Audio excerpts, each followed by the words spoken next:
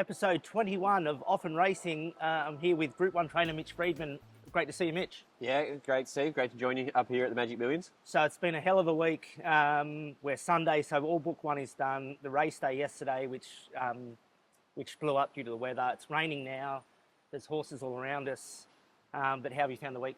Yeah, it's been great. It's obviously a good week to be a part of. Good horses to be sold. Top end, top of market, and a bit of a party and catch up with owners, catch up with other trainers. It's a really great week. Awesome, Mitch. And you've been around horses all of your life.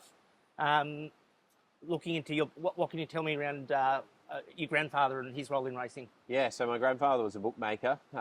So despite popular belief and despite the questions I get every horse sale, every race meeting I go to, I am not related to the other Freedmans, but that was the easy question to ask, and I'm not asking that one. Yeah. So, no, he was a grandfather. My dad worked on the bag for him with the satchel, and obviously, high theatre and action-packed days there. It's actually starting to come back a bit. Everyone relies on the phone now, and a couple of smaller meetings I've been to recently in Victoria, there's been no phone service, so it's been high theatre in the bookmakers ring and a bit of action, and I think it's much more enjoyable than everyone sitting there looking at their screen. It's a bit more chat about. So, yeah, obviously that's my background. I got to about 15 or so and started working in the stables and got involved as a trainer and took out my ticket about 11 or 12 years ago now. Awesome.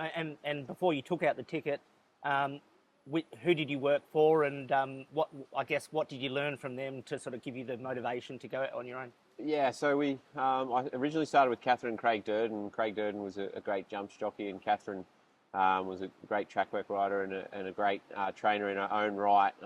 She rode horses like Better Loosen Up in track work and things like that. So she was part of that Hayes team when they were, they're still flying now, but back in those days when they were really flying. And then I worked for Andrew Payne, and the Payne family doesn't need any introduction. They're great horse people. So that was a good start for me, working hands-on to really pick up those horsemanship skills early. Then I went to Darren Weir for a period of time where I worked with him in Ballarat, and then when he opened his Warrnambool stable, I was down there with him and call it what you want, foreman, assistant trainer, but we were managing a team of sort of 15 to 25 horses down there and had some of his best performers down there. So that was a great time. And then I went overseas for a bit, went and seen Ascot, worked over there and had a terrific time of it. Worked for David Simcock, who becomes relevant with light infantryman winning some big races at the moment. Yep. He come from his stable. Awesome. And it's almost cyclonic conditions here, so that's the noise that you might hear in the background. You're based at Ballarat. I know you've got some really impressive facilities there. What could you tell us about them? Yeah, so we've got variety.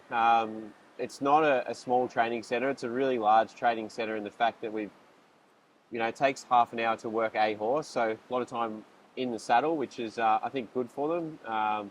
Makes the horses relax and take it all in. And we've got flat tracks, we've got a hill track, we've got all different surfaces, sand, holly, grass, and we're also in the process of installing a wood chip track. So brilliant facilities and nice and spread out. And, the horses are always in that country environment where they're not rushed, they're not on top of each other, and the tracks aren't too busy. Yep. Awesome. And we've partnered with you specifically. You're a young progressive trainer. Do you think you've got different techniques to that older generation, or are they similar? Yeah, absolutely. I mean, we do use a little bit of technology just to assess things and to keep an eye on things and change our training techniques a little bit. Yep. Based around the treadmill, based around our hill tracks, and we try and use all the facilities at our fingertips, and I think it works really well. Awesome, mate. And probably your two best horses at the moment, maybe Skybird and Attrition? Yeah, they're the best two horses on the racetrack at the moment, and they've been really good flag bearers for us. One's a Group 1 winner, placed at Group 1 level, and Skybird's placed at Group 1 level and a multiple Group 2 winner. So both bought by the stable, so we're trying to point out that we do the job at the sale level, and then we take them away and do the job in training them. Amazing. And you seem to not be afraid to travel horses. You're at Sydney Metro almost every week. Yeah, I mean, it was a busy spring carnival. That's where the prize money was for those horses in that age group. Yep. Both Skybird, she contested the Golden Eagle. and Trishan contested the 5 Diamonds and the Hill Stakes in Sydney. So 2 million, 2 million, Yep. 10 million. Yep. It's there. They were the right races for him, and we targeted them. We got results in some of them and didn't in some, but we give them a chance at it. And that was my next question. You didn't see that, but you're after the Peter Volandes prize money. Absolutely. I mean, they're prepared to put it on. We're prepared to go and chase it. Yep. And the owners enjoy it. You know, it gives... We try and really look for that club team sort of environment when we got our owners involved. And, you know, they had tables up there, not dining tables, but tables where they all could gather and mingle. Yep. And they've become friends out of having these horses. One's a horse owned by a family, and that brings their family together. And they really do enjoy getting together at the races. And it's not that fun to race a horse on your own and have no one else to pat you on the back, so or celebrate a win with. So, or once again, talk about your losses. So that's what we try and have. And those ownership groups have travelled together. They really enjoy it, and we enjoy seeing them come together and being a part of it with them. Good stuff, Mitch. Who are your most regular jockeys, and why do you work with those guys? We've had a lot of luck with Bo Mertens in recent times. I think he's prepared to follow instructions, prepared to listen to what you're trying to achieve and where the horse is at, and he's got a good understanding of our stable. So we use him quite a bit. Jared Fry's been a stalwart of our stable in the country, good solid country rider, good rider in general, and done a job for us over many years. Cool. And you mentioned jumps before. I love jumps racing. It always seems under threat. You know, what do you think about jumps? Look, I mean, it's a tricky one. There's so many different elements to it. It's a great spectacle at Warrnambool, and Warrnambool's got the right track for it. Probably what we have with jumps racing is it seems to be, you know, by the time we get to the end of the season, the tracks are starting to dry out, and the horses tend to go a bit quick, in my opinion. And yeah, that's when we probably run into issues. But you know, and our horses aren't purpose bred like they are overseas, so. You know, jumps racing's always got challenges. You know, I hope it keeps going and we can keep prepping these horses up for it. But yeah, I mean, it's all about it being able to fund itself, and all about you know, whether people are enjoying it and whether it's got its public license. So we've agreed to, you know, hypothetically partner again this year, Mitch. That you know, we've inspected yearlings, you've inspected yearlings, we cross over. Unfortunately, we didn't land any at this sale at the partnership, and there's more sales to come. But you've got 2 really nice horses to come away with that you bought yourself. 130, which is the Hellbent colt. Yeah, so look, Hellbent, he's probably been better with his fillies. I'm not going to beat around the bush.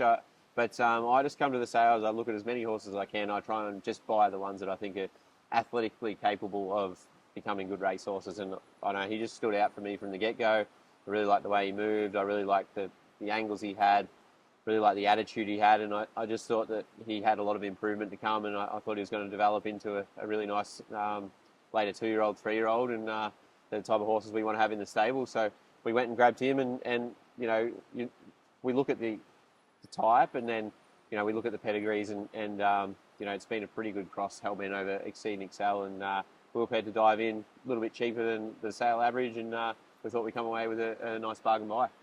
And 784 Bivouac looks a really nice filly.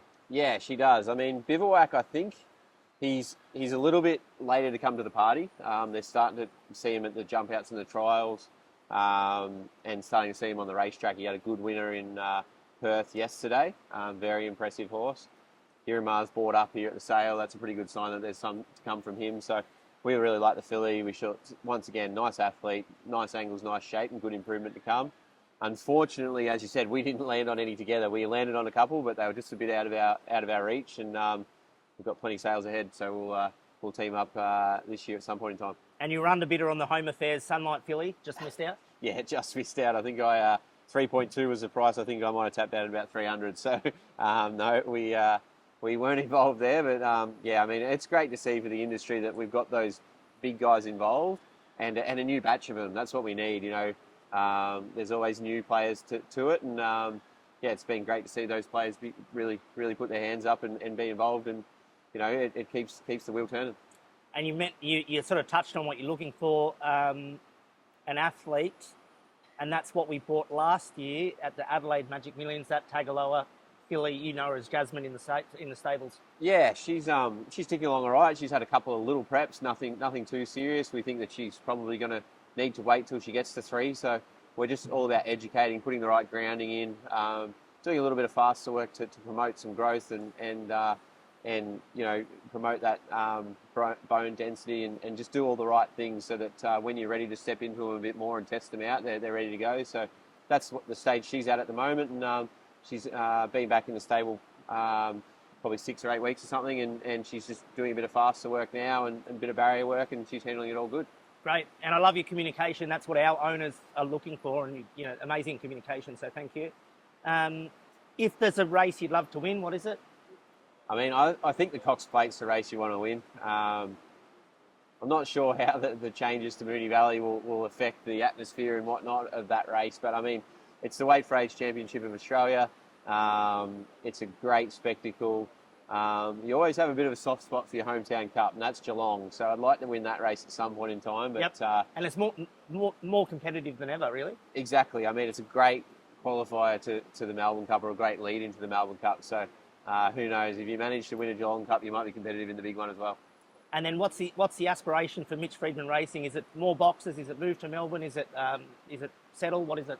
Yeah, I mean, aspirations for Mitch Freedman Racing are to become involved in a farm and potentially a pre-training or a rehab sort of facility. So that'll have our spellers getting done in-house, the ones that we control, and you know, building the business that way. So looking to you know, cement some assets and that sort of stuff. So look at it as a business, not just something you run around the mouse wheel. And yeah, that's the aspirations, and we're working towards that.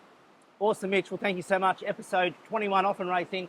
It is pissing down with rain, and it's been a huge week. But wrapped with our partnership with you, mate, and well done on what you've come away with. Thanks, Steve, and enjoyed the sale, and we look forward to the rest of the season with you guys.